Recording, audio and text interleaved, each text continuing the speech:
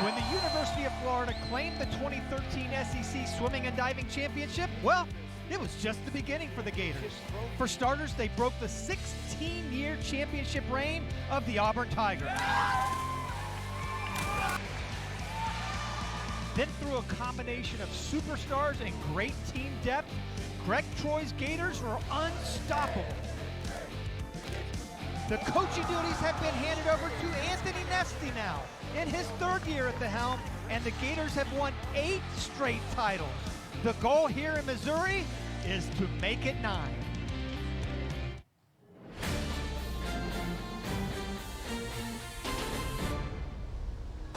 You are looking at Jesse Hall on the University of Missouri campus. It is a cool, overcast day outside in Columbia. But we are inside the Mizzou Aquatic Center for the 2021 Men's SEC Swimming and Diving Championships. The updated standings through 9 events show Florida with a lead over Kentucky and Georgia. But hey now, we're just getting started. Hello everybody, I'm Rowdy Gaines, and my partner is 3-time Olympian, 9-time SEC champion for the Florida Gators, Elizabeth Beisel. And Elizabeth, we had a magical return to the sport of swimming last week when Kentucky won their very first women's SEC title. Can anything top that this weekend?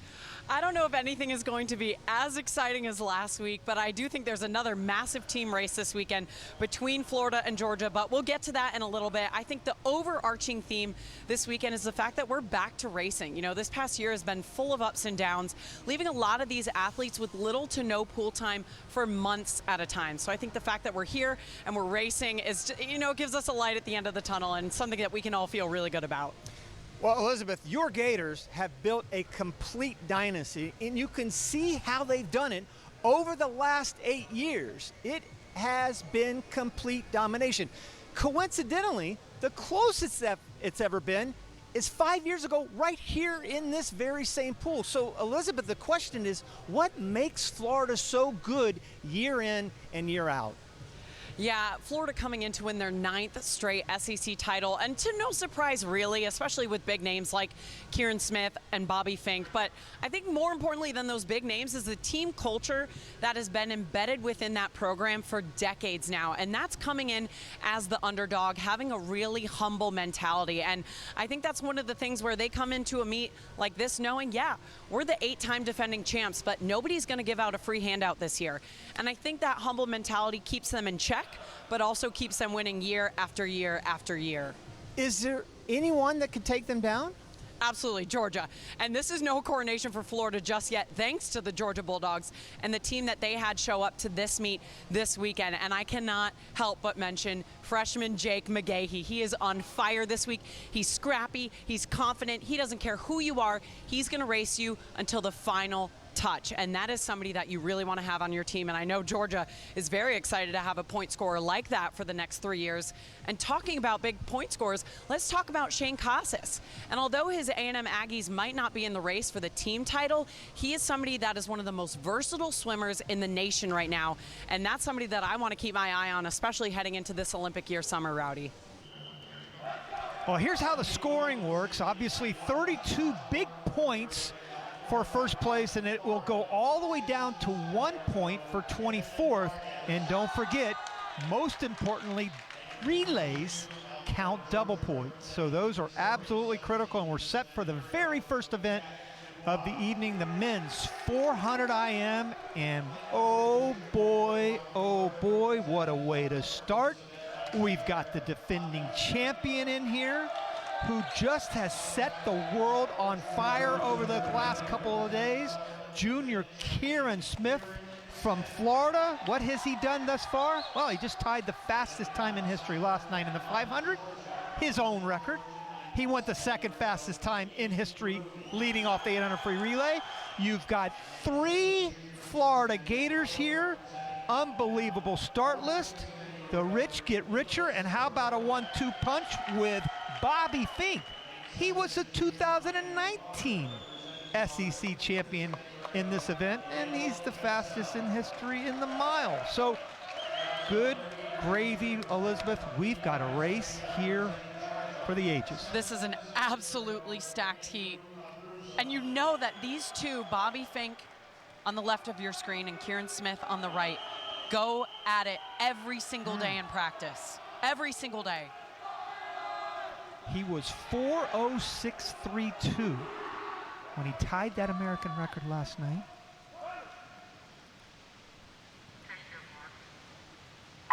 The SEC meet record is held by Hugo Gonzalez, 3:35.7 set 3 years ago. The NCAA record, yeah, I need to mention that one, 3:33.42 by Georgia's Chase Kalish. That was the year before in 2017. All 6 returning finalists are in this field from last year. You've got, check this, Elizabeth, you've got 6 juniors and 2 sophomores. No seniors, no freshmen. Not a single senior, not a single freshman. And that's what's so exciting is that probably all 8 of these guys are going to be back next year in this same final. There's Kieran Smith out to that slight lead, 49.99. He was 51 flat this morning on his way to 341. He's got a long way to go to get 333. I understand that, but here's a guy that I think he was 414 in the prelims, the finals, in the prelims yesterday in the 500. He went 8 seconds faster to go 406. So right. He's certainly capable of doing it. Yeah, and an event like the 500 free and the 400 IM, a lot of these athletes are going to hold back in the morning, knowing that they're probably going to make it back to the A final or the final that they're expected to be in.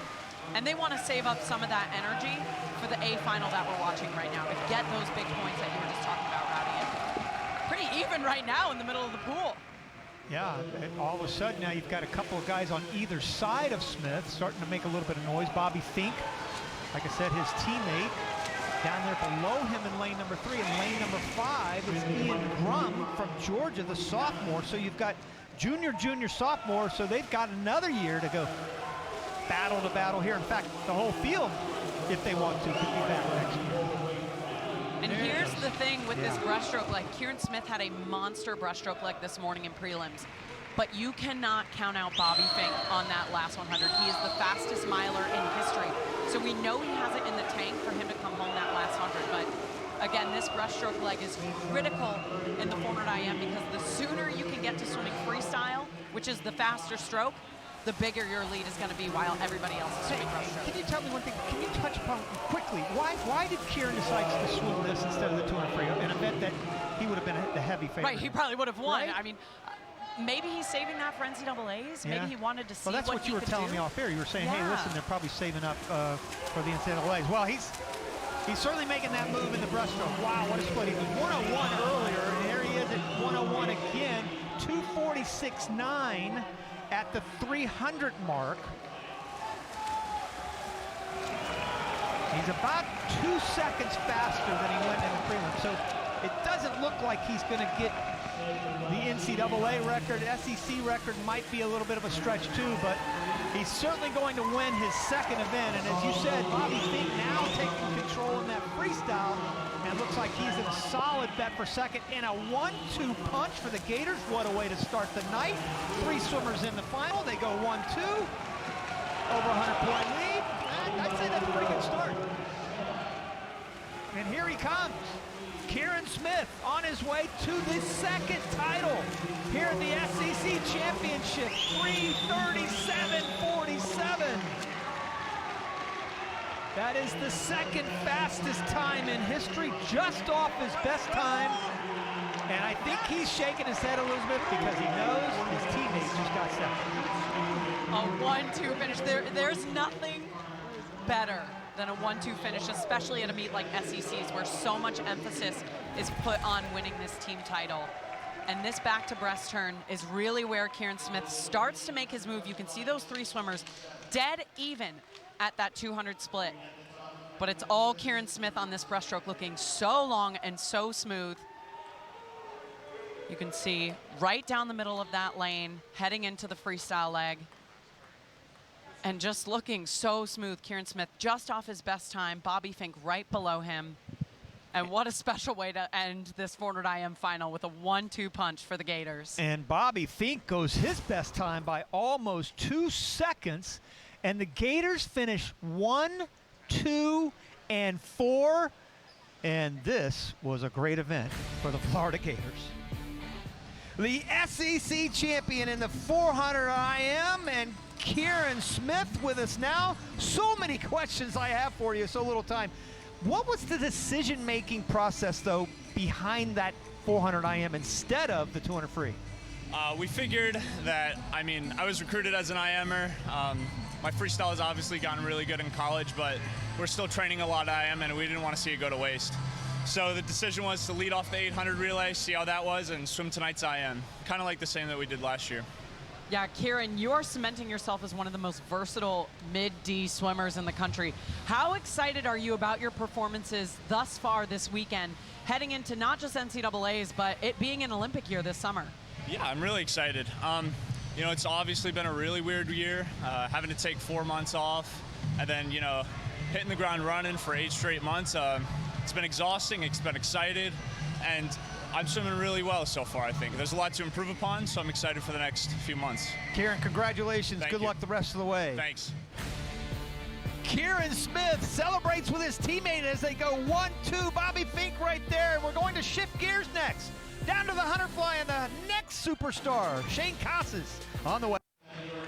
Set for the men's 100 butterfly, and as you can see the standings off that 400 IM, Florida has now taken a commanding lead over Georgia and Kentucky, and we have another superstar in the making in this field. First of all, Kieran Smith, and now how about let's follow with Shane Casas, a guy that could have swum any one of 3 races tonight and been at least the co-favorite in all 3 of them. He's certainly the favorite here in the 100 butterfly, and he is going to be a big factor. A great start list here. It's a very close race. Casas has already won the 200 IM, destroying the field, but don't sleep on Danny Kovac. He is the defending champion. He has the fastest time in the country. In fact, the top 3 all swam their best times this morning, all went the top 3 times in the country. Murphy, Casas, and Luca Orlando, the youngster in lane 3, and also a guy to keep an eye out. Freshman, junior, senior. This is going to be a heck of a race, Elizabeth. The boys came to play this morning. 6 out of 8 swimmers in this final all went best times. That's unbelievable, and I think 3 of them under 45. Yeah, especially in the prelims, Right, You right. don't You see that never much. see PBs in the prelims. So here we go. Take your mark. Murphy went 44.7. Again, fastest time in the country.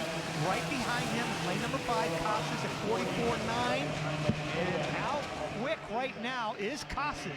9.2. We don't talk much about the 25 split, but that's pretty fast going out. 9.2 on the hand in the 25 line.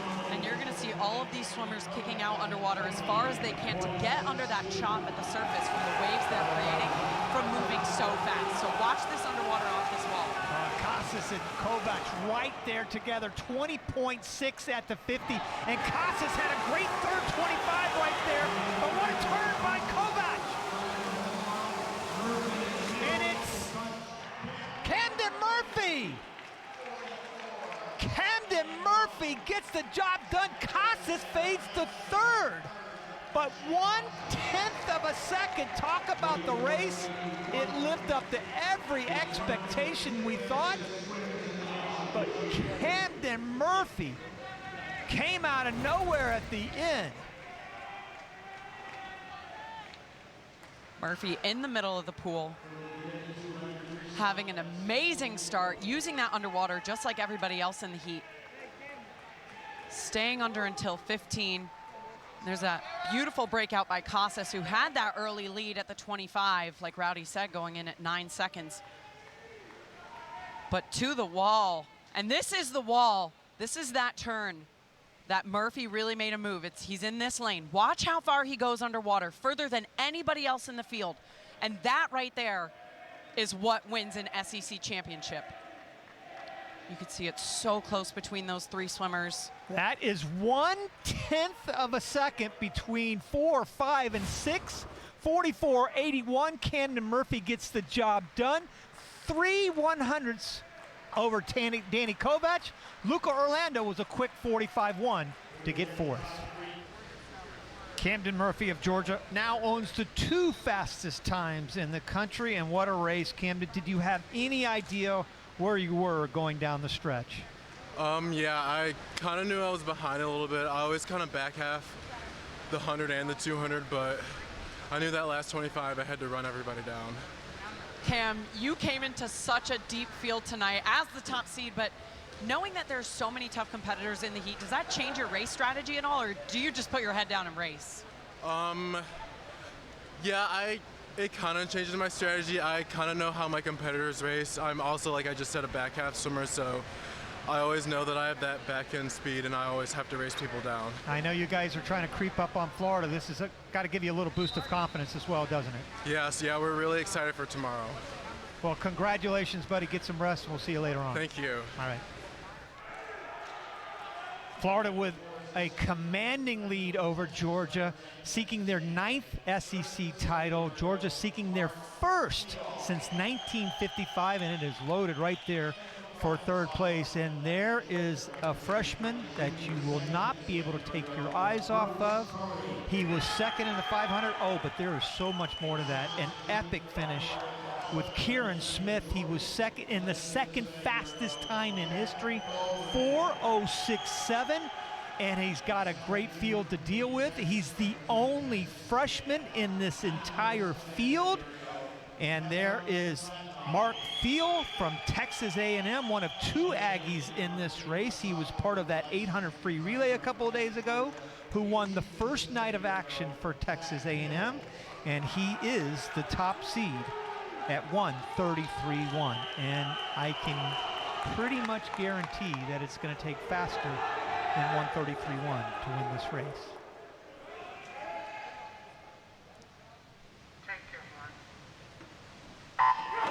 Jake McGahee, 3 from the bottom.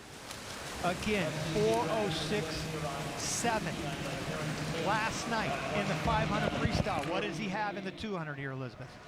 I think a lot, and I was talking to his coach, Jack Bowerly, earlier, and he said, Jake, just swim your own race. That is exactly what he did last night. He didn't let Kieran Smith get in his head, taking it out super fast. So look for Jake McGahee to kind of hold back on this first 100 and then really rev up the engine on that second 200. The underscore of Brooks Curry taking that lead out early, but now things are starting to bunch up here where you have Florida's Trey Freeman is going to come in there now with a 44.8. That's a blistering split going out. There were 3 guys, though, under 45. Mark Thiel and Brooks Curry were also under 45. And this is going to be a race to the finish. Trey Freeman from Florida, knowing that there's no Kieran Smith in this, so he's going to try to get as many points for the Gators as possible. But this isn't over. Right? You've got 0.3 of a second now separating the top 4 swimmers. Trey Freeman is still first, but working right there behind him is McGahee. And McGahee turns in there and might come off the lead. It's Jake McGahee coming down the stretch right now, the freshman. Can he go from second to first? I think he might just do it, yes. Jake McGahee, the freshman, gets it done for Georgia.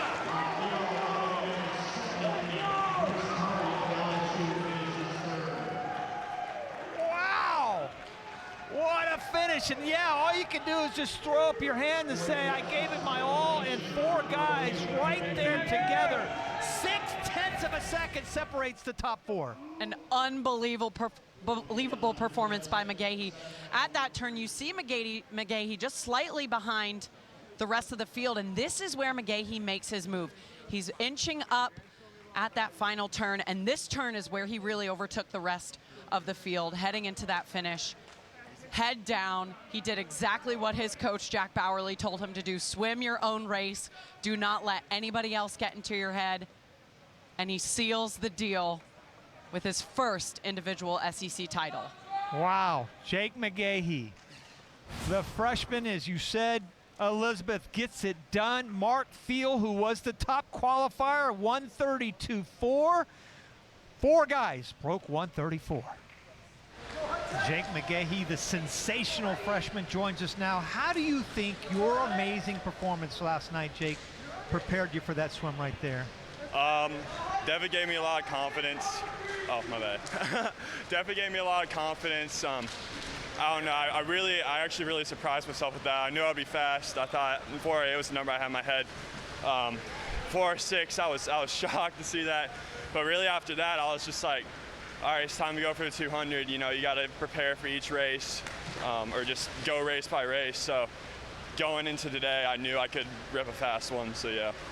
Jake, you talk about that confidence. You aren't scared to run down anyone. What do you do every single day in practice to make sure that you can do that? Well, we do a lot of hundreds, just really race pace. I get to train with some of the best, fastest guys in the country. Andrew Abruzzo is a monster, an absolute monster. I think anybody who's ever trained with him would say that. And all those other guys, Greg, Aaron, Bradley, Tommy Lee, they all challenge me every day. And all the girls too, Maddie Homovich, Livia Anderson. I'm sorry for forgetting any names. That's okay. But the whole group just prepares me for this. And really, I wouldn't be where I am right now without them. Well, congratulations, buddy. Good job. All right, thank you. All right, well, we will shift gears next, and Jake McGahee celebrates the 200 freestyle. We'll be back with 100 breaststroke next.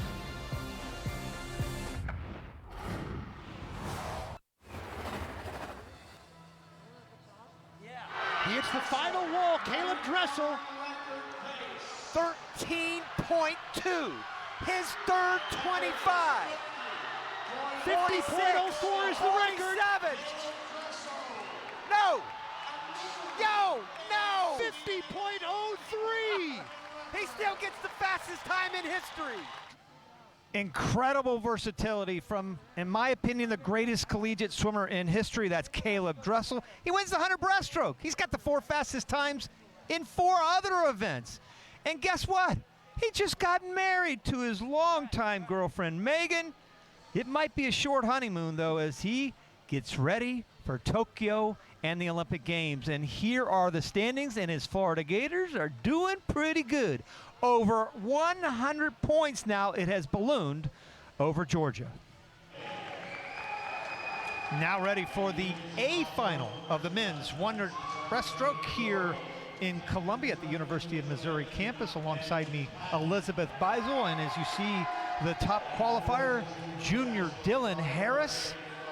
8th in the 200 IM, but the time he threw down this morning is the 2nd fastest in the country. It was his best time, just behind Max McHugh of Minnesota. And the other swimmer in this race to keep an eye on is Michael Hooley in lane number 5 from Tennessee. He won his lifetime best by a half a second, and that is the 3rd fastest time in the country. So a good little battle right here going on between these two guys. They were the only 2 swimmers in this field to break 52. So at least on paper, based on this morning's swim, these 2 guys will be going at it here in the final. I do think this race will come down to the middle of the pool, like you said, Rowdy. And Hillis, right there on the left of your screen, I spoke to him earlier and he said, Elizabeth, I am not going to do what I did last year. He went into this event, one of the top seeds last year, made a few blunders in the race, and ended up getting 3rd. And he said, I've been waiting for a year to redeem that race. Take your mark.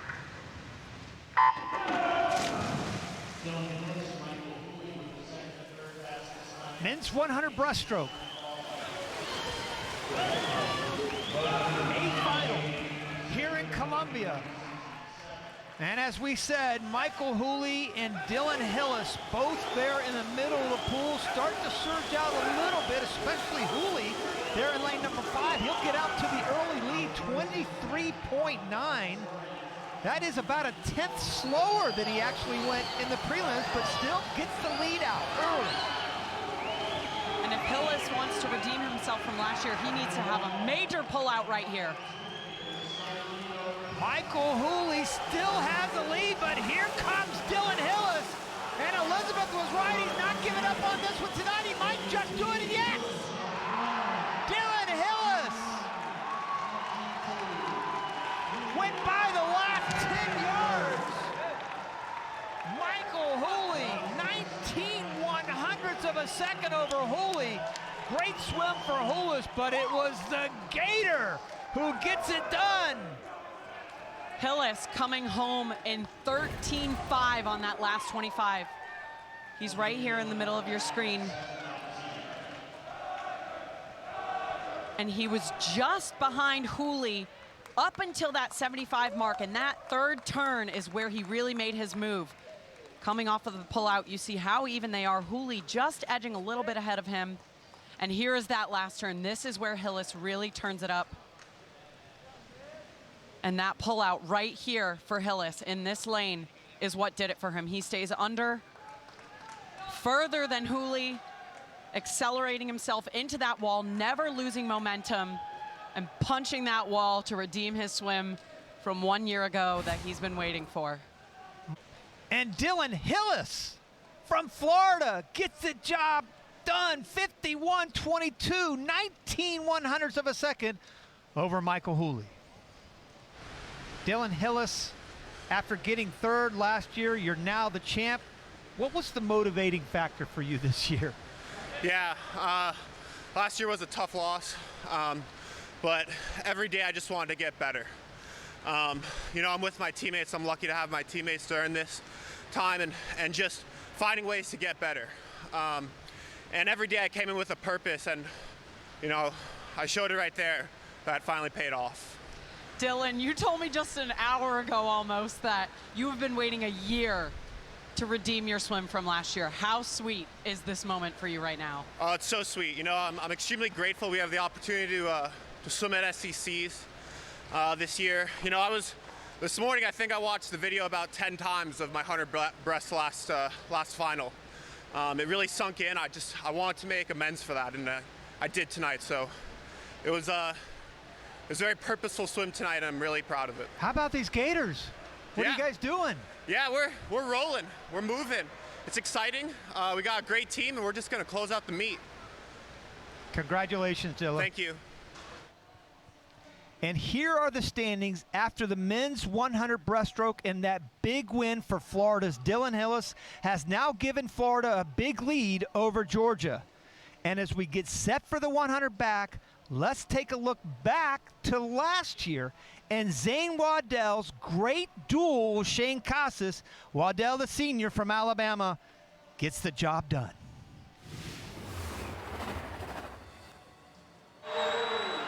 Waddell's looking really good right now. Can Casas come back? Casas, here he comes. Sophomore for Texas A&M. Can he catch up to Waddell? He won't. Waddell will win it again. The Alabama senior.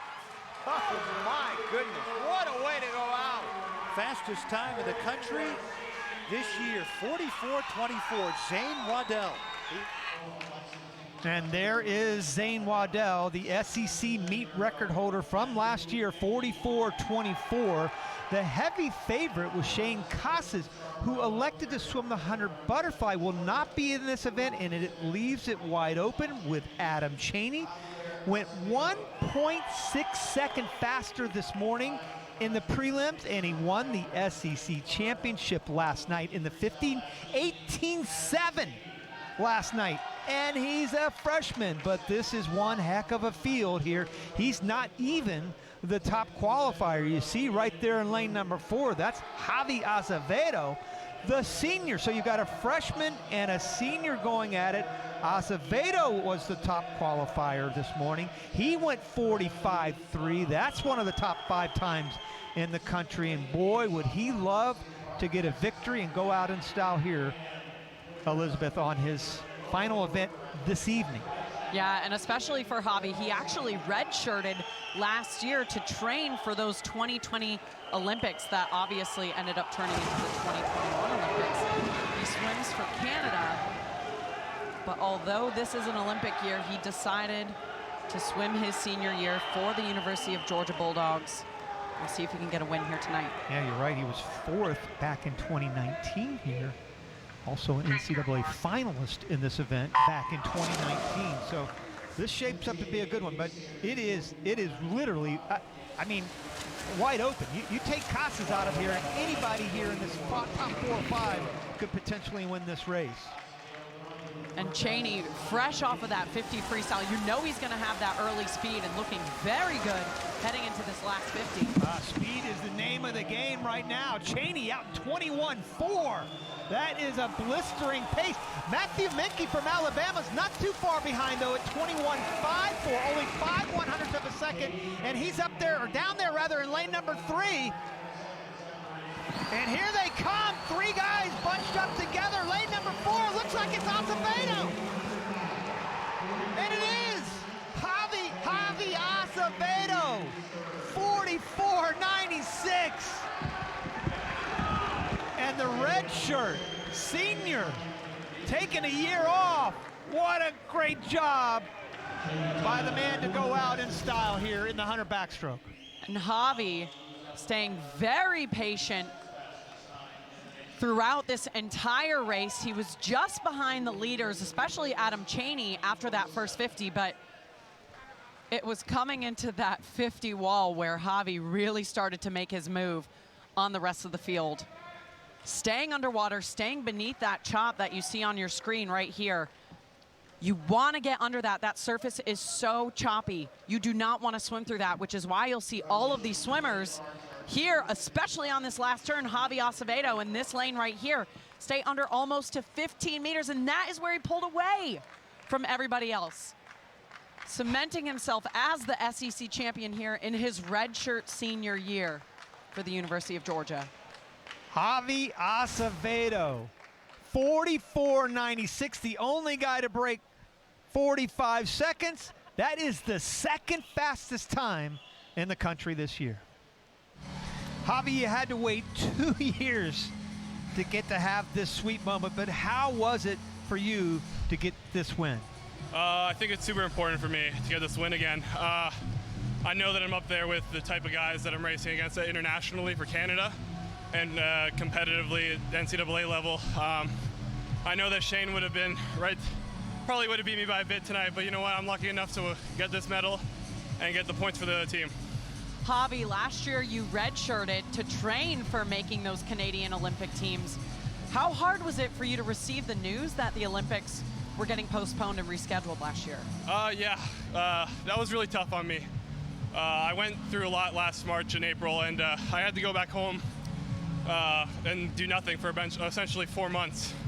And I lost a lot of time with training, I lost a lot of time with my friends, and it affected me a lot mentally, but I'm glad to say that I've got back on top now. So You had a couple of your teammates to help your cause to make a run at Florida too tonight. That's nice. Yeah, it's super great. I mean, we're in a team battle right now, and we're having fun while doing it. I think that's what's important. And being a leader on this team, it sets us up for better things at NCAA as well. Congratulations, Javi. Thank you so much, Rowdy.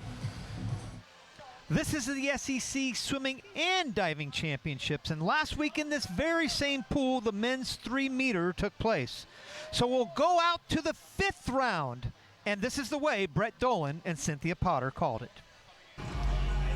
Curtis Matthews just completed the highest scoring dive through 4 rounds, the Texas A&M Aggie, and he is in first place. And Cynthia, I have a feeling when Matthews and Hernandez are training by themselves, each might be thinking of the other as they go head-to-head in these competitions. Oh, I don't know. I think if they're not thinking about what they're doing, they're going to get in trouble.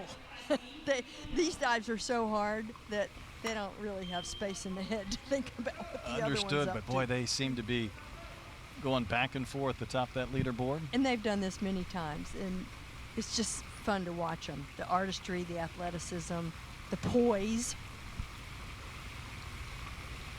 Takudo Endo doing a reverse 2.5 somersault, and we just saw some reverse 3.5s.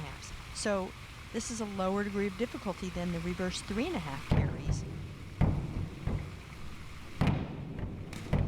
Pretty tight position, very pretty.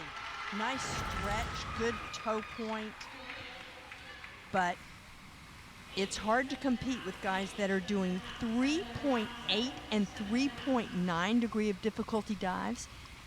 When you mark out the 2 highest and the 2 lowest scores. You got 3 scores together that you add, and then you multiply it times the degree of difficulty. It can yield a whole bunch of points if that multiplication factor is 2.8 or 3.8 or 3.9. Chase Lane, 7th through 4 rounds.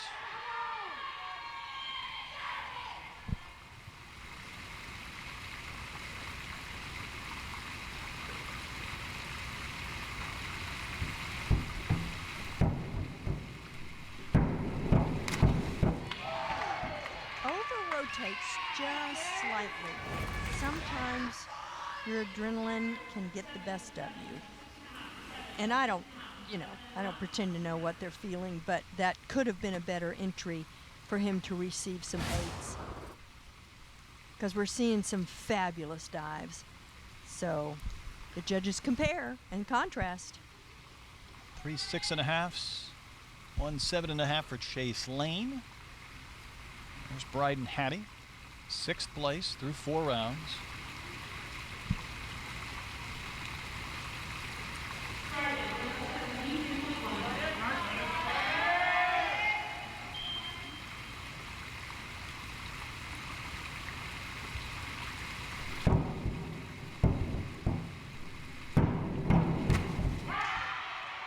This guy is a master at compensation because his takeoff was a little bit off. And he really knows, okay, so my feet weren't quite on the end of the springboard. I got to really use the visual references, keep my head in line, line up vertically. Does it all just right. Ends up being his highest scoring dive through his 5 rounds, 77.5. And Sam Duncan is coming off that frustrating 4th round.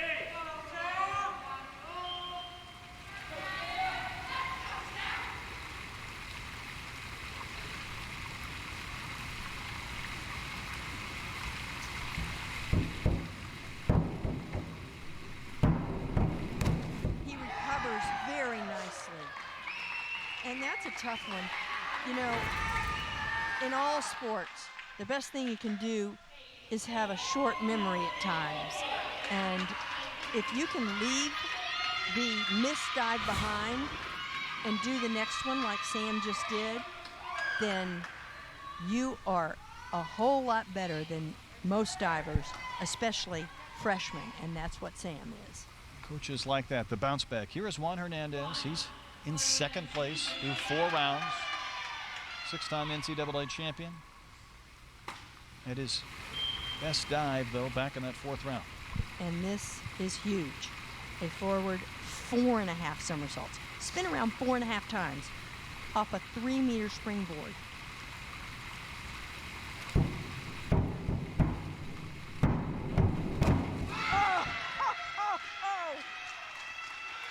That was stepping up. But the ticket is that he seems so much more relaxed, which makes his diving more efficient. You can't tighten up and do good board work, and he is just demonstrating superior skills. Does a 95 total score for Juan Hernandez work for you? I think it works for him, and I bet it works for Doug Schaefer. We might have seen the dance on that one. Matthew Wade of Tennessee in deep thought. He's in 3rd place, at least through 4 rounds.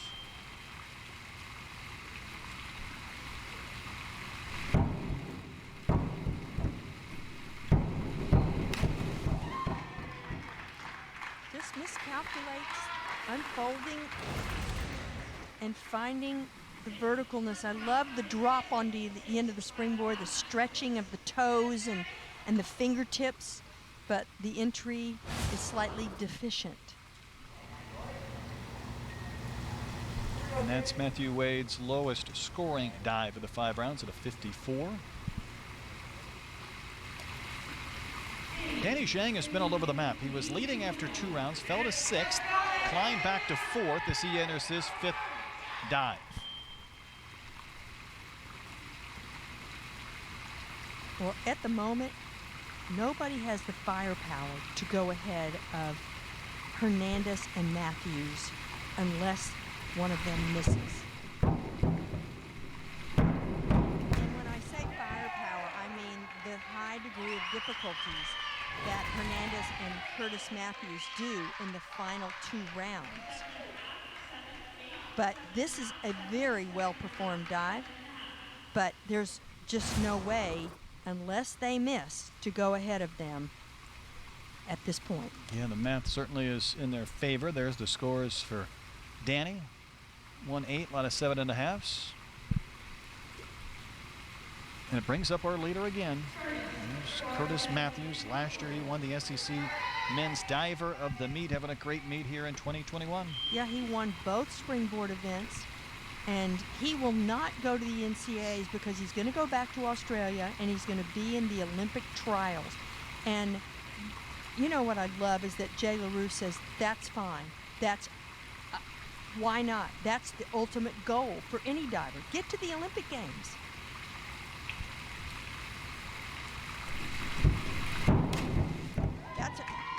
That's a good dive, but it's not going to equal what Juan Hernandez just did. The degree of difficulty was lower, and it's not quite vertical. It just doesn't have the drop and the entry into the water that Hernandez does. He'll stay in second place. Well, the men's 3-meter really had a feeling that it just picked up where the 1-meter left off last night. Two great competitors, Juan Hernandez and Curtis Matthews, as we take a look at our leaderboard through 5 rounds of the competition. Very little separation between Hernandez and Matthews. And as we welcome in Cynthia Potter. Cynthia, really there was high drama all night. It was incredible, and I loved watching these two go head-to-head. Curtis Matthews in round 4 picked up an 18-point lead by doing a dive that was so high, so full of artistry, and it set him up to be competitive with Juan the rest of the competition. And going into round 5, we don't know who's going to win, but it's probably going to be one of them with their artistry, their athleticism, and their incredible entries into the water. They jump higher than anybody I've ever seen, and they keep doing it in every round. Well, don't go away. Round 6, our final round, is coming up next. There's the leaderboard through 5 rounds of the men's 3 meters. And Cynthia, there's plenty of separation. Hernandez and Matthews from the rest of the pack. So here we go, one final round for these two accomplished divers. The drama is high because these guys both have high degree of difficulty dives. Juan having 1/10 more in the final round. But this is the kind of contest you want to dive in. You want to win when the other divers are diving their best. At least that's what I think. I think you're exactly right. I won't disagree. Takuto Endo begins our last round.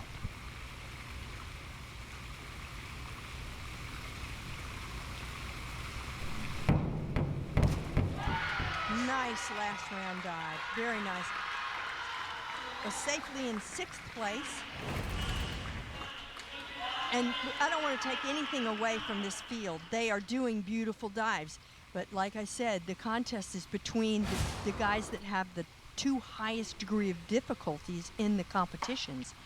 And they are known to be the best divers. Takuto will take solace. That was his best dive for last. Chase Lane 7 through 5 rounds, looking for a good finish as well.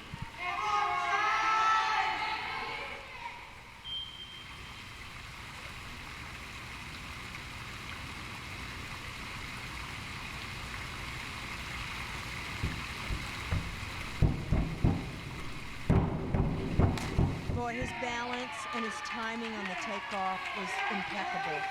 He puts his feet right on the end. He waits, he's patient. He swings his arms down, up over his head. His feet bobble just a little bit in that twist. That's tough.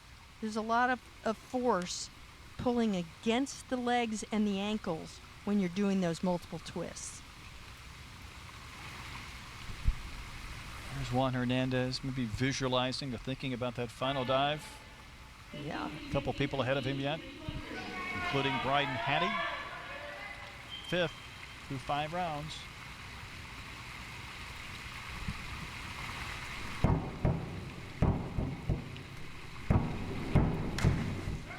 thought that was a little too close to the springboard with his feet. Now, I know he went off to the side a little bit. I think he comes towards us, the right side of the springboard, but look right here.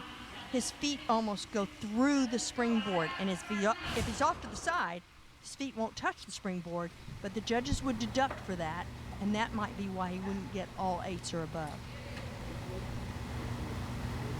You're exactly right. And I think that's why he got that 5 and 5.5. That's what we call going through the springboard. Not being in front of it, he doesn't touch it. Final dive for Sam Duncan, one of our 3 freshmen. Great experience for them in this SEC Finals.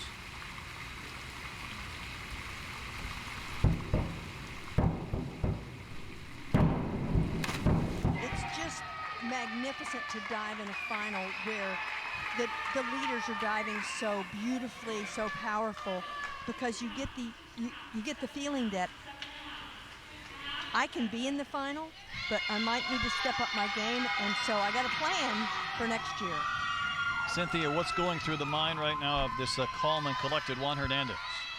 Well, that's the question, isn't it? Is he calm and collected, or is he paddling like underwater as a duck would, and we just don't see it? Because if this takeoff is not smooth, rhythmical, and in balance, he'll have trouble with this dive. And one of the things that's happened in the past on this is his feet come apart a little bit in this triple twist. Highest degree of difficulty dive in the competition. He kept his feet together. That was an improvement, and I got to give all credit to what he just did. His entry just a little bit shy of vertical, but his feet were together, and that is a huge improvement of what he has done in the past. And I think working on that with Coach Doug Schaefer has made a huge difference. The entry wasn't as good as he would want it to be, but it's still over 80 points. So Curtis Matthews has a shot. He has to score some pretty high points, but he has a shot at this title. 4 dives of 81 points or better for Juan Hernandez. Here's Matthew Wade in 4th place.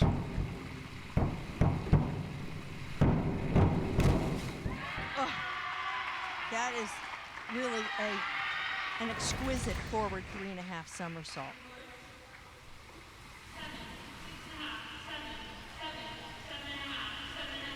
Well, I stand corrected. That was a little shy of vertical. That entry was not perfectly vertical, and that's why he won't receive the 8s.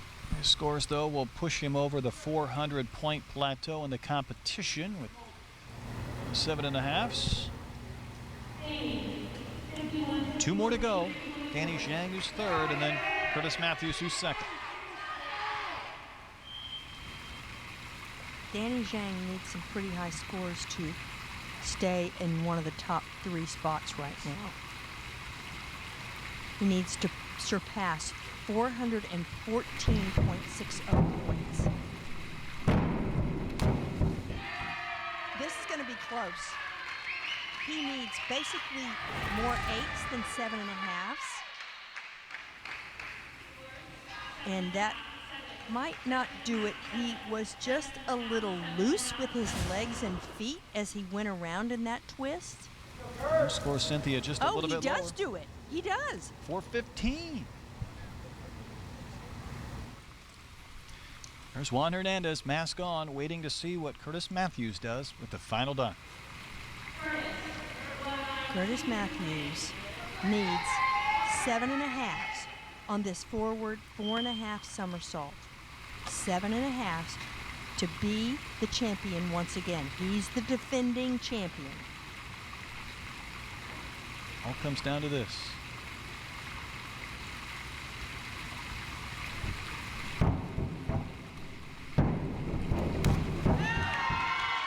Did he do it? I don't think so. And the reason I don't is because he was way up above the springboard. Takeoff was fabulous. Takeoff was unbelievable. will they give it to him because of the takeoff and the height, or will they not? They do. He got it. They do. And that is wonderful because they didn't take off. They didn't take off an extraordinary amount for a little bit of a missed entry. And I think that is appropriate because of the power and the extraordinary assets that he demonstrated as he left the springboard. By less than 2 points, Curtis Matthews is the SEC 3-meter springboard champion. Hugs and high fives from his teammates. We'll visit with Curtis Matthews when we come back to the Mizzou Aquatic Center. Curtis Matthews is the champ.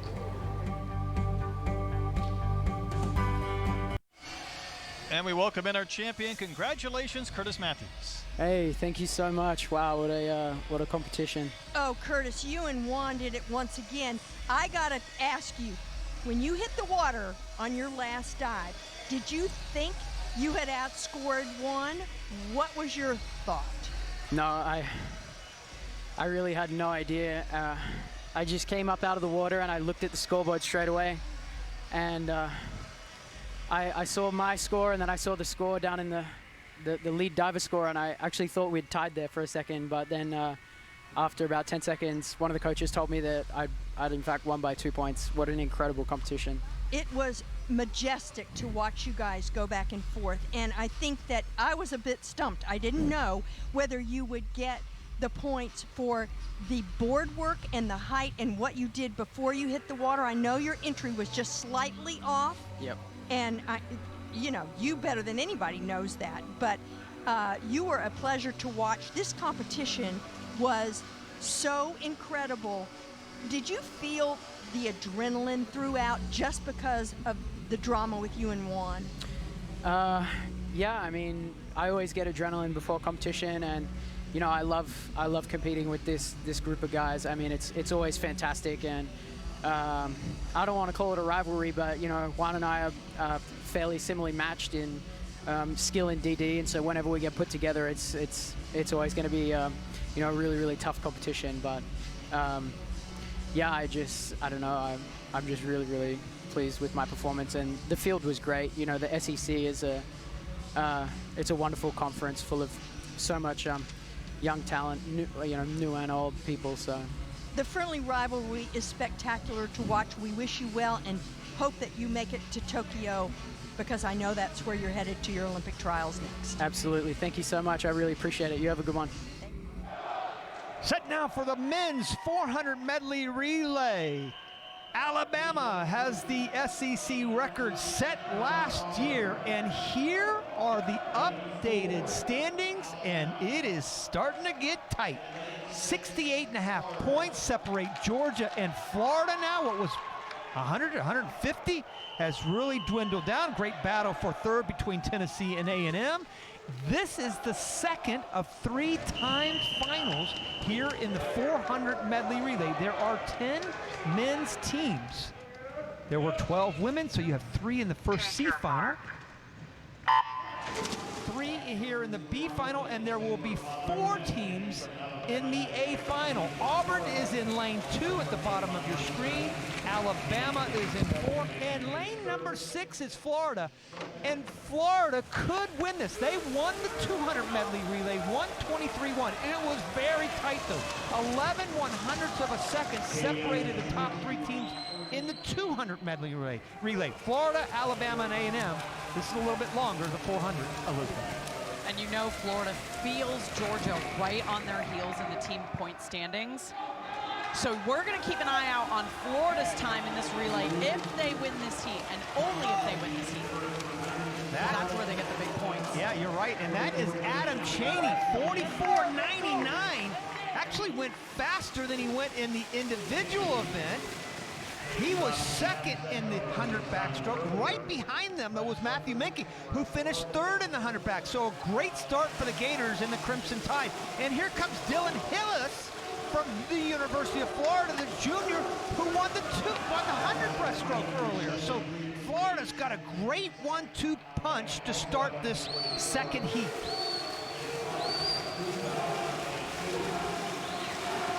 And look at Hillis go. What was a very tight race in the beginning has now turned into a body length lead for Dylan Hillis. He was 51.3 51.2 right there in the individual event. There he goes, 136.3. Great lead now, a full second over Bama. And again, these points for relays are double what the individual points are. So every single person on these relays knows that they have a job to do, and that is to score as many points as possible on moving down here at SEC. Well, when we talk about the first two legs and how good Florida is, they're no slouch in the last two legs. Eric Freeze now goes, he's the sophomore up there at the top. He was 5th in the 100 butterfly, and then he's getting ready to go off to a guy you might recognize, Kieran Smith, who has literally set the SEC on fire right here. He's already won 2 events, and now he goes as the anchor for Florida. They have now a 2-second lead on Alabama. Again, Florida won the 200 medley relay. Can they get the job done here in the second heat of 3 in the 400 medley relay? Smith proving he is just so versatile, swimming from the 100 all the way up to the 500, the 400 IM. This split needs to be clutch for Florida to really move ahead. He was in the points. 19.6 on the feet, Elizabeth. 19.6 on his way out. He will win this second heat, and the clock is what it's all about. 3:02.66. Wow. He won my chicken scratch math here. 41.2, I think, on Kieran Smith. That's a great relay start. And that is the time to beat, 3:02.66. It is now time for Heat 3 of the men's 400 medley relay. There are 10 teams, so we have already seen 2 heats. This is Heat 3. 3 in the first, 3 in the second, and now 4 here in the A final. There is the top qualifier as far as seeded times this year, the University of Georgia. 3:04.8, and there is the time to beat, 3:02.66, set in the heat before this by the University of Florida. The Gators with Adam Chaney, Dylan Hillis, Eric Freeze, and Kieran Smith went 3:02.6, and that is the fastest time in the country this year by Florida. I'm not sure anybody's going to be able to beat that time, Elizabeth. It's going to be close, especially in this heat. And look out, lane 6, Shane Casas, leading off for A&M in the 100 back, and it's probably why he didn't swim it individually, knowing he was going to lead off for the relay. Yeah, and you're right, and they're desperately going to need him to have a great lead-off leg. He was 43.8 coming into this SEC championship that he did in November. That is by far the fastest time in the country. As you said, elected to swim the 100 fly, but he'll get a chance here in the 100 backstroke. He's not running away with it right now, and he really kind of needed to get Texas A&M off a good start. 45 flat. That's not, that time actually would not have won the 100 backstroke earlier. He gets him off to a lead, but that's not the kind of lead, I don't think anyway. You tell me if I'm wrong, but I don't think that's the kind of lead they needed to have to be able to win this event. No, I agree, Rowdy. He was just off Javi Acevedo's time of 44.9, and they're going to need to do something really special over the next 3 legs, but it's looking good for A&M right now. Well, A&M has Andres Puente Bustamante, who was 6th in the 100 breaststroke. So they've got some solid legs behind them. Got all 3 finalists in the swims they swam tonight, as far as Jace Brown and Kalen from Bratnoff from A&M. So they've got the personnel to get the job done, but Florida really threw down the gauntlet with that first time of 3:02, and now 1:37 flat. A&M still out in the lead. They were tied for second with Alabama in the 200 medley relay the first night of action. And this is where I want everybody to watch out for Cam Murphy in the middle of your screen for Georgia. He won the 100 fly earlier tonight, and his underwaters have proven all week to be second to none. And he's going to use those underwaters to his advantage right now to hopefully get back in first. Oh, he's going to need it because right now it's Missouri. That's Danny Kovacs from the a junior from Missouri. He was second in the 100 butterfly. Remember, he was the defending champion coming in. He got second behind Azevedo, and all of a sudden now Missouri is in the lead. And they will have a chance now. In order for them to pull this off, it looks like they've got to go 40-point low to beat Florida. I don't think they have the personnel to be able to do that. Right now, it's Freddie Renshaw, who was 5th in the 100 breaststroke, so they've got to go with a breaststroker to anchor the relay.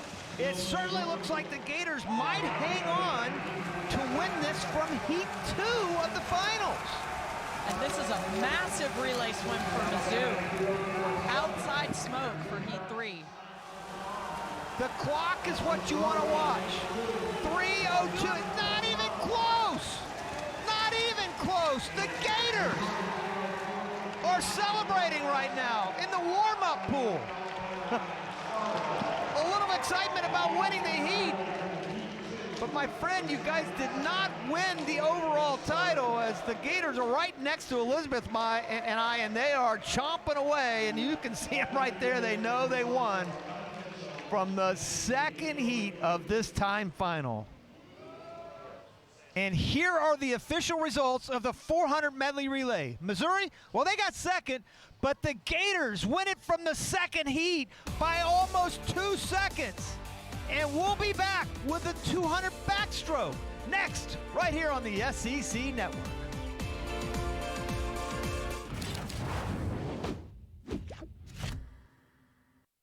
Oh, how we wish we could show you every single event, but because of time, we weren't able to. But here are some of the winners from previous events that were held here at the University of Missouri. Men's platform, Bryden Hattie won that one, 200 IM. Shane Casas won that by over 2 seconds.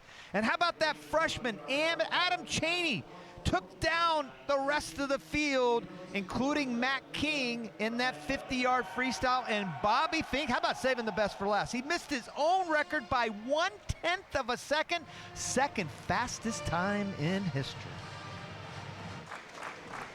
Here are the standings after 16 events, and as we get set to watch A&M junior star Shane Casas defend his title, let's take a look back and see how he dominated it last year. 2 body lengths ahead of Beach. He is 1:11.8 right there. Now he's really fallen off the American record pace, but he's way under the SEC record still. Boy, he wasted no time in going out for that. He jumped on it right away, and he's gonna win it. Again, that meet record 138.29 by Ryan Lochte. And here comes Casas, 137.2. Down goes Lochte in that 15-year-old record. Shane Casas, now the fastest ever at an SEC meet. Shane, it's not every day you get to break a legendary record like Ryan Lochte's 200 backstroke. Were you expecting that tonight at all? Yeah, I was kind of expecting that. That was a pretty good interview, wasn't it? Yeah, and that's the one thing that I love about Casas. You know, confidence separates the good swimmers from the great swimmers, and Casas is well on his way to being one of the most incredible swimmers the U.S. has seen, the SEC has seen, A&M has seen. I'm really excited to see what he can do tonight. Well, certainly the top qualifier, the SEC champion, SEC record holder, but it's a good field. You see right there in lane 2, 5, 7, 8, 4 Georgia Bulldogs. They will certainly move up in the standings, and one of those Bulldogs won the 100 backstroke earlier, Javi Azevedo. He has had a heck of a meet. 3rd in the 200 IM, champ in the 100 backstroke, has the 5th fastest time in the country thus far, but it is one tall order to be able to beat this guy right here, Shane Casas. He has the fastest time in the country, and believe it or not, his SEC record 137.2. He's already been 136.5, which is the 4th fastest time in history. He did that back in November. The fastest ever, let's mention it, Ryan Murphy. The legendary Murph went 135.7. I don't know about you. I think he's capable of doing, maybe not here, but certainly when we get to Greensboro in the NCAA championship. Yeah, I think Casas is bound to do something really special over either tonight or within the next few weeks heading into NCAAs. But when you think about these times, 136, that's a freestyle time. These men are so quick. You can see these beautiful underwaters from Casas, and right here in the middle of your pool, staying under the water as far as he can for each single turn, getting under that chop. Well, he's over a second ahead of everybody else, the first 50. Let's talk about the record split. 46.3 is the fastest in history going out. He is 46.6. So he's ahead of his SEC record pace, just off the American and U.S. Open NCAA records. So he is out there flying right now. And you're right, 136 is a fast time.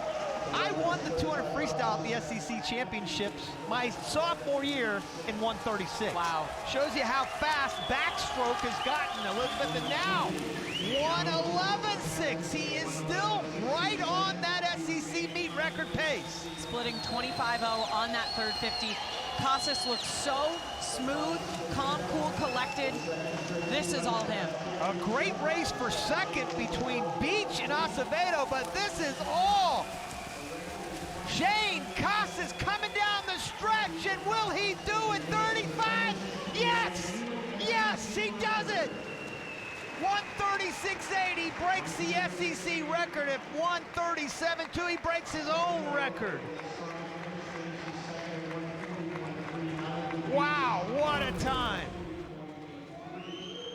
Already over a body length ahead of the field at that halfway point. Here you see him, that beautiful breakout off that strong underwater. His tempo never slowed throughout the entire 200, and you can see he's so still in his head, swimming straight down the middle of that lane. And this last turn, that beautiful underwater that I've talked about, taking 4 to 5 kicks off that wall. Beautiful, beautiful technique. And just an amazing swim for Casas. And I have a feeling we're going to see a lot more of that throughout these next few years for him. Well, he's about a second off the greatest of all time, Ryan Murphy. And boy, you want to tune in at the NCAAs in about a month, because this guy's got a chance to take it down. Javi was second. Clark Beach was third from Florida. Well, the amazing Shane Casas joins us right now, and congratulations on that big victory. Did you think the SEC record was going to go down again? Thank you. Yeah, I thought it was a great race. I'd been training really hard, and I was feeling very confident going into this race. I definitely wanted to be a little bit faster, but I wanted to be a lot faster than that, but I'm just happy to have this opportunity, and I'm glad we were able to have this meet after all. Shane, there's such a strong history of legendary backstrokers in this country, and you are now part of them. What does it feel like to follow in the footsteps of big names like Pearsall and Lochte? Yeah, it's a great honor. I mean, again, I put in the work for this, and I'm excited it's paying off, but I want more, and I expect more in the future. Well, a lot more will come at the NCAAs. Congratulations and good luck along the way. Thank you. Here you go. Wow. Shane Casas. We've got a lot more left, though. The event, 100 freestyle, coming up.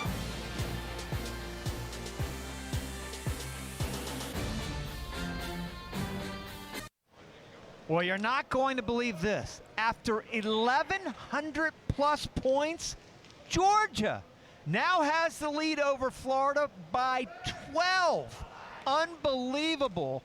And when we get set for the 100 freestyle, we're going to look back on an epic duel, the 500 freestyle between Kieran Smith and the freshman Jake McGahee, Elizabeth. The Florida-Georgia rivalry continues into the last night, and on this 500 freestyle, McGahee and Kieran Smith flipping almost dead even on that last wall. And inside this natatorium, it was electric down to the final finish. But Kieran Smith just edging out McGahee for that win in the 500 freestyle, a historic 500 freestyle. The fastest 2 times in history. And after that amazing victory, Kieran Smith will show his versatility now in the 100-yard freestyle. He defended his title in the 400 IM, and now he will swim the 100 free as the top seed, going his lifetime best. 5 swimmers went their lifetime best to get into this final. So Smith goes down in distance, but all of a sudden we have an incredible field. The defending champion is in here. Matt King from Alabama finishes second. Brooks Curry is that defending champion. And then you've got another freshman, Adam Chaney. What did he do? He won the 50 freestyle a short while ago. He has the speed, Elizabeth. He is the man with the speed, and there is no doubt in my mind he will be out fast. And it's a tale of 2 races. Can he and somebody like Matt King take it out and hold off a Kieran Smith right there, or maybe a Brooks Curry? This one will be good.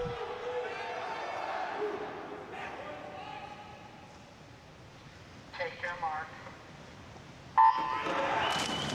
The SEC record 41.07 by Caleb Dressel, the legend. Don't think that's going to be touched, but trust me, this could be a great, great race. Matt King out to the early lead. As expected, Adam Chaney just behind him, as well as Brooks Curry. 19.7 on Brooks Curry. There were 3 guys that broke 20 going out. King, Chaney, they're all right there under 20. Smith is in 4th at 20.1. He's got to do it from behind. King looks really good right now. And here comes Matt King. Matt King! Yes, he gets it done. Matt King with the upset. He was second in the 50. And now he is the champion. And think about that for a second. You had the champ in the 50, you had the champ in the 200. King in that white cap that you just saw circled, out to an early lead at the start and just held it throughout the way, only extending that lead heading into the last turn. And it came down to him and Brooks Curry.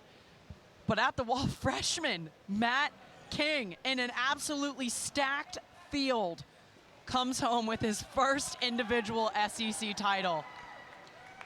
Brooks Curry was the defending champion. He was 14 100ths of a second behind King. Brooks is from LSU, but right now it is Bama. Florida, they were behind, remember. This is definitely going to help their cause. They finished 3, 4, and 5. Matt King, the champion in the 100 freestyle. How do you like the sound of that? I mean, it's absolutely incredible. I didn't expect this at all, but I'm just so happy that my team's been cheering me on, and it really hyped me up for this whole race. It's been fantastic. Matt, you just raced in one of the most stacked heats of this entire SEC championships and came out on top as just a freshman. What was your mindset coming into tonight to make sure you got that win? I mean, coming in tonight, I literally didn't know what to expect. I mean, it's been a crazy year, and so much has been going on. I didn't know what I could go. I didn't know what I was capable of. I didn't know like what my whole team has been capable of. So I came in here just thinking like, you know, I'm just gonna give it my all, and you know, if I get beat, I get beat. But I just gave it everything I had, and it worked out. Well, congratulations, buddy. Now go get ready for that relay. Thank you. Whoa! How about that reaction from the freshman? Oh my goodness! Hello. Roll Tide. Welcome back, and back and forth they go with only 3 events left. Florida has now backed up again to jump in the lead over Georgia. And now set for the men's 200-yard breaststroke. You see the SEC record, more about that in a second, but Andres Puente, he was 6th in the 100, 4th fastest time in the country thus far. He did that back in November. He's just a sophomore. This is a pretty good field here. You've got 2 Florida swimmers, 1 Georgia swimmer. That's the key here in this race. And how about Michael Hooley, the outside smoker, lane 8? Only 13th last year, but he was runner-up in the 100, so he has certainly got the speed to be a factor here in the 200. This is the oldest SEC record on the books, 151.5 by Nick Fink 6 years ago. Take your mark.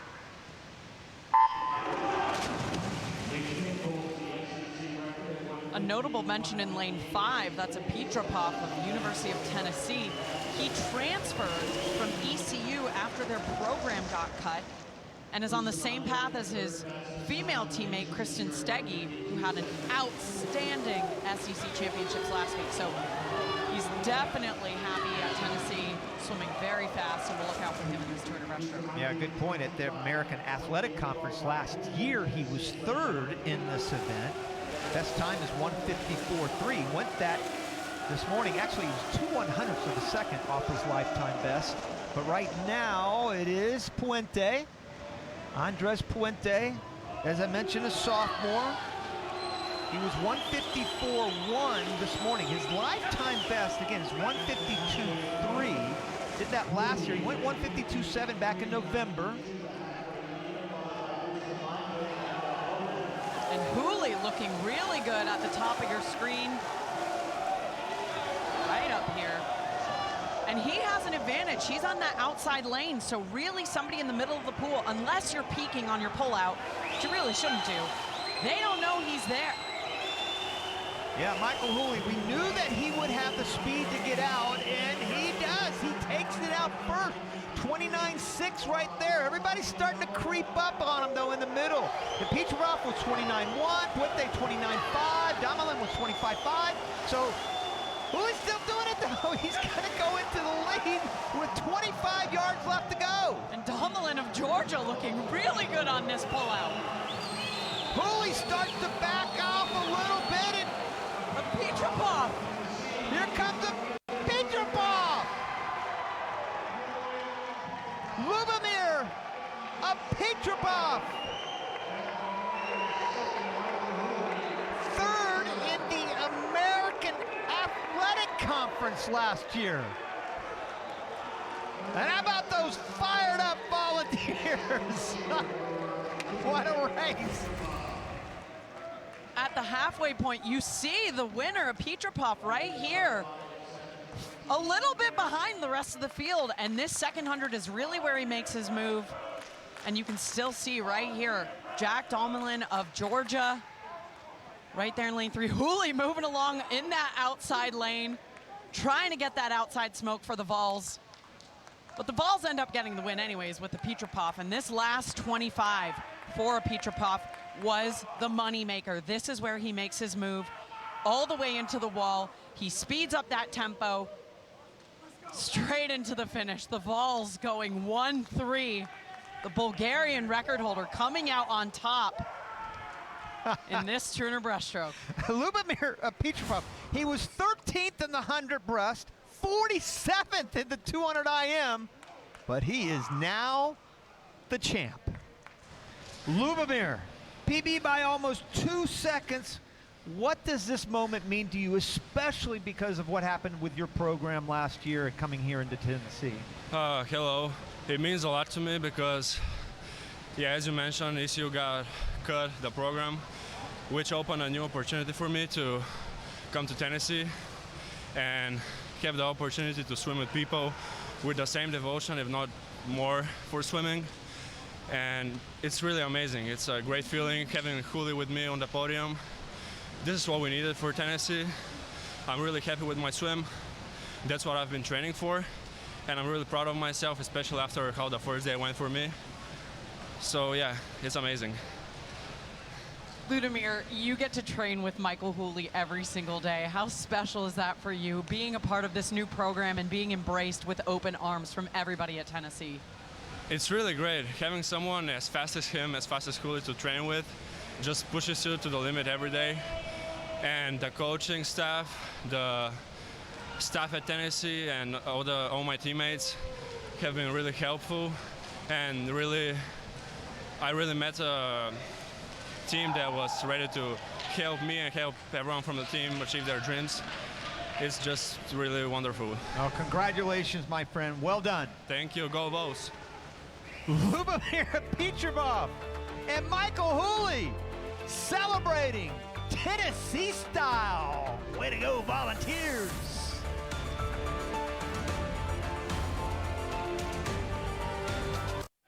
Two incredible coaches have done the job. Anthony Nesty, the Florida head coach, in his third season, and Jack Bowerly in his 38th season, going head-to-head. And here are the point standings with 2 events left to go. 1 individual, 1 relay, and Florida is inching up closer and closer to that 9th straight title. But Camden Murphy may have a little something to say about this yet. He won the 100 butterfly, and yet another defending champion here in the 200 fly.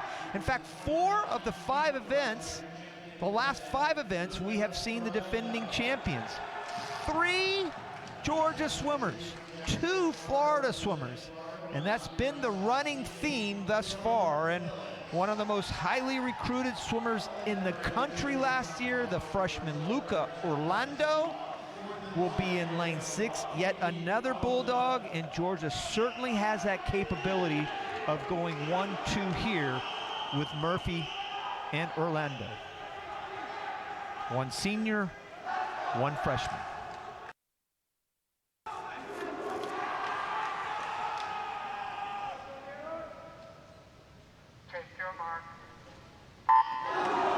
Elizabeth, real quickly, I know obviously you are great friends with both coaches, but Anthony Nesty, you have to remember, he was also an Olympic gold medalist. Yeah. Way back in 1988, he won the 100 butterfly by 1/100th of a second over Matt Biondi. So he's got a lot of great credentials as a swimmer and obviously as a coach. So humble, you would never know it. Well, there's Danny Kovach, lane number 3. He's had a great meet. This dude, he was second in the 100 fly. He was second in the 200 IM. So, you know, you kind of are pulling for him in a way because he's been second here. He's had a great meet, and he's swimming in his home pool. What a way to go out for him. He's a junior. This heat is absolutely stacked. Orlando. There he goes. Turning first at the 100, and he's a freshman. He's had shoulder problems over the past year. Coach Bowerly said he just cruised this morning, but you cannot count out, like you said, Rowdy Kovach and Murphy, the defending champ, in the middle of the pool. Luca Orlando up there in lane number 6, 3 from the top, and now he is really starting to move on. 1:13.8. He was 25.9 on that 50, the only swimmer to break 26 seconds. He is a half a second ahead of Camden Murphy. For Orlando, given all of the shoulder problems that he's dealt with over the year, this would be a huge swim personally and for the dogs. Here comes Orlando at the finish. It looks like the freshman is going to get it done, and he does. Luca Orlando, 140.93. Just missing that SEC meet record. Not quite his best time. And how about Camden Murphy? The Bulldogs go 1-2. Georgia goes 1-2 on that. And Anthony Abruzzo, the other Bulldog, gets 8. So big points there for Georgia. A 1-2-8 point standing for the dogs is huge. And this is where Orlando, that beautiful butterfly, chin just on the surface of the water. You know he's fighting through a little bit of pain with that shoulder injury, but Coach Bowerly said he's been kicking almost 40K a week, so you can see that it's really paying off on that last underwater heading into the finish. And credit to Murphy getting his head down, just out touching Kovach for a 1-2 finish for the dogs. Amazing racing in this Turner Butterfly. Yeah, Murphy beat Kovach by 12 1/100ths of a second. Woof, woof. There's Coach Bowerly. How about those Bulldogs? The champ, Luca Orlando, joins us, and I know you've had some pretty serious shoulder issues the last year, Luca, but your perseverance certainly paid off. Can you describe your thoughts on this race, knowing what you've been through? I mean, I'm real happy with it. The time's not too great, but, you know, just getting back into water, swimming the 2 fly like I usually do, couldn't be happier. Luca, Coach Bowerly tells me you're doing a lot of kicking. By a lot, I mean like 40K a week.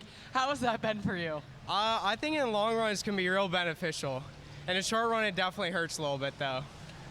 Well, this is the Swimming and Diving Championships, as we said all week. And last week in this pool, the 1-meter diving was contested. On the call, Brett Dolan and Cynthia Potter. We take you to the men's 1 meter. It has been a tremendous competition through 5 rounds. You have Curtis Matthews, who was last year's winner, Juan Hernandez, who won a couple of years ago. And as you take a look at the standings, it feels like there's 6 divers competing for that 3rd spot. But we'll welcome in Cynthia Potter, and there have been some massive changes in that 5th round. Going into the second to last round for men, Curtis Matthews from Texas A&M, the defending champion, and Juan Hernandez from LSU, who has won many SEC titles, were winning first and second, Curtis and then Juan. And they were all doing difficult dives. So Juan goes first and does a forward 3.5 somersault.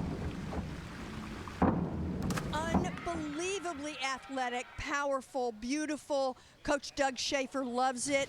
And so he has set the stage, and we'll see if Curtis Matthews can stay in first until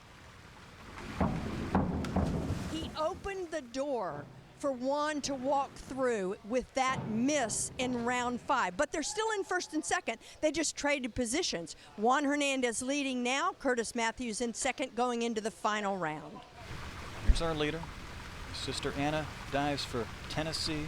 See what Juan can do. Well, he's almost 40 points ahead. Oh, man. He just took it back.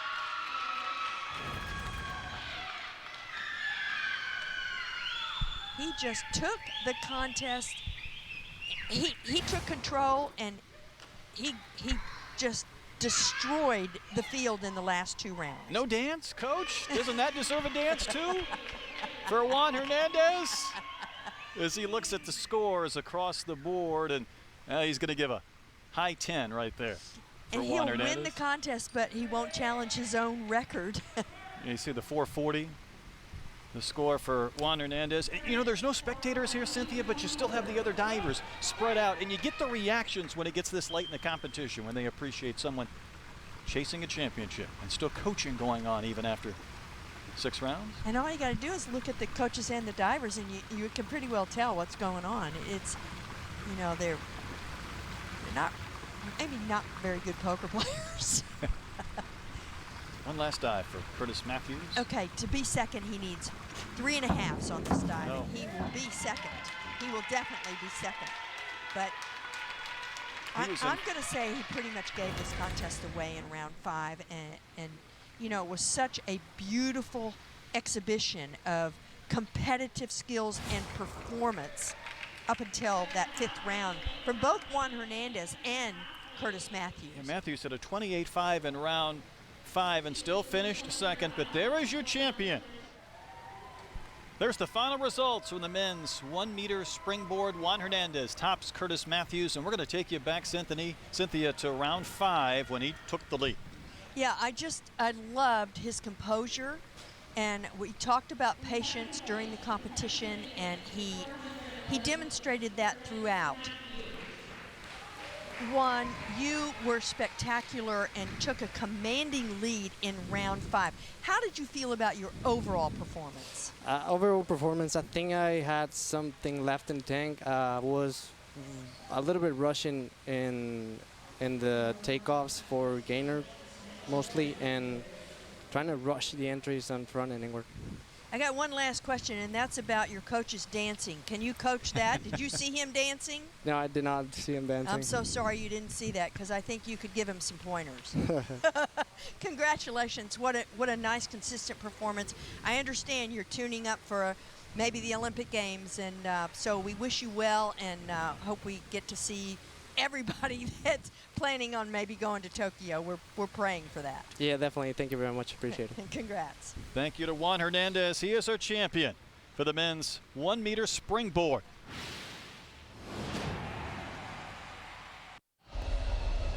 Getting ready to wrap things up here in Missouri. And again, we haven't been able to show you all these amazing relays, but you see a couple of winners there. Florida taking the 200 medley relay and the 200 free relay. Although Texas A&M did dethrone the Gators stranglehold by winning the 800 free relay earlier in the competition. And here are the updated standings with one last event to go. Florida Elizabeth has won their 9th straight title officially. And in unbelievable fashion as well. You know, Georgia made a big run for it, especially tonight. They had huge points put up in that 200 backstroke, but it was a game of cat and mouse between the rivals, Florida and Georgia, but it's going to be Florida to come out on top at these SEC championships. So here we go, the last event of these 2021 men's SEC Swimming and Diving Championships. It is the always exciting 400 freestyle relay. This is a timed final, so this is actually heat 3 of this relay. 2:52.9 by A&M is the time to beat. You see those 4 teams. There are 10 teams, so 3 in the first heat, 3 in the second, 4 here in the third. That's the time, 2:52.93. This looks like it's going to be all Florida and Alabama. Florida had 3 swimmers in the top 8 in the 100 freestyle. Alabama had 2 in the top in the 400 freestyle. Florida has won a couple big relays, the sprint relays. They won the 200 free relay. A&M actually won the 800 free relay, but boy, Florida looks really tough to beat. They go off of Kieran Smith. You heard a lot about him. He was 3rd in the 100 freestyle earlier in the evening, already winning the 400 IM and 500 freestyle. He's right there in lane number 8, way up at the top of your screen. But it's McGahee. No, it's Matt King who won the 100 freestyle. He won the 100 freestyle earlier, 41.6. And he goes 41.7. So Matt King, the freshman, gives Alabama the lead. Yeah, I do think you're right. This is a Florida-Bama relay to watch, but I love Georgia's pooling of athletes. They have a miler, a 200 backstroker, a 200 butterflyer, and a 100 freestyler making up this relay. So a very versatile team out of Georgia, but like you said, Rowdy, at the top of your screen, it's between Bama and Florida right now. Well, there's Dessette from Alabama in lane number 6. He might have the slight advantage. He was 12th, but Adam Cheney, the freshman, was 4th in the 100 freestyle. Boy, what a great 1-2 punch for Florida. 3rd and 4th in the 100 freestyle. Now comes a little bit of a weak link for Florida. I say weak link. It's Trey Freeman. He was 13th in the 100 freestyle. But Bernenberg for Alabama in lane number 6, who has now moved into the lead, he was 7th in the 100. So that's the 2 Alabama swimmers that qualified in the top. King was 1st, Bernenberg was 7th, and now Alabama has the lead. Georgia and Mizzou making a big move on this 3rd leg. That's Grant Reed out of Mizzou and Luca Orlando, who we saw win that 200 butterfly earlier tonight. So we head into this anchor leg relay. There goes Eric Fries and Colton Stogner. Stogner for Alabama, lane 6, top of your screen. Eric Fries, who was 5th in the 100 freestyle. Stogner was 10th. So the matchup works out pretty well for Florida, potentially, for them to run Alabama down. But maybe, just maybe, Alabama has built too big of a lead. It's a half a second right now. And the last 25 here at the SECs. Florida will definitely win the SEC title, but Alabama will win their first relay here at the SEC Championship. 2:48.22.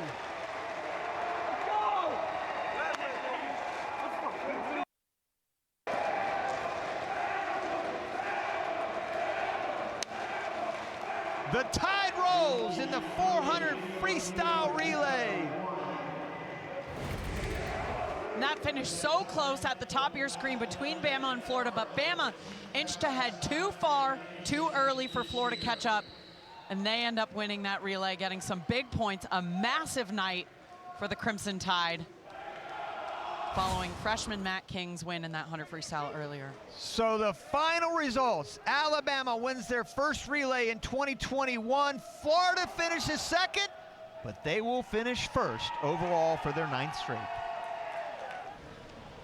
Anthony Nesty, in his 3rd year, gets the job done again. And coach, you sure had the superstar in Kieran Smith, but you also did it with tremendous team depth.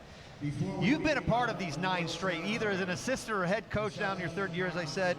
How special is this one? Well, it's very special because, we had the COVID-19 breakout, the pandemic, and now we're back competing, only with a mask on, so that's kind of a difference. But, our guys battled all week. I give credit to Coach Barley and his staff. His kids were awesome, but the Gators were firing on all cylinders this week, so I'm really proud of our guys. Nesty, you swam through this program, and now you're the head coach of this program, and a program that's won 9 in a row. In a few short words, how special is the University of Florida to you? It's humbling, actually. Very honored, and it's pretty special. And what we do at Florida is win championships. So I'm very proud of the guys and the tradition we have. Not only for the last 9 years, but as you well know, it goes way back.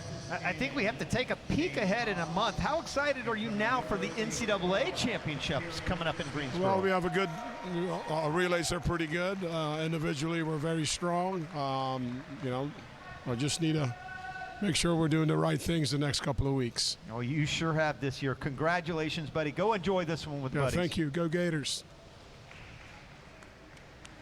So Florida outduels their rival, the Georgia Bulldogs, to continue their dynasty. Tennessee had a great battle with A&M and Alabama to pull out 3rd. Elizabeth, between the Kentucky women last week and these dynastic Florida men, it's been an outstanding 2 weeks. It's been such a fun mix of stories, and I'm just so grateful that these athletes are able to compete and do it safely, given the unparalleled circumstances they've experienced over the last year. And what a treat to watch them rise to that occasion here at these SEC championships. And that'll do it. From Columbia, the Florida Gators, behind the incredible Kieran Smith and a host of talented student athletes, win their 9th straight title, firing on all cylinders indeed, just like Coach said.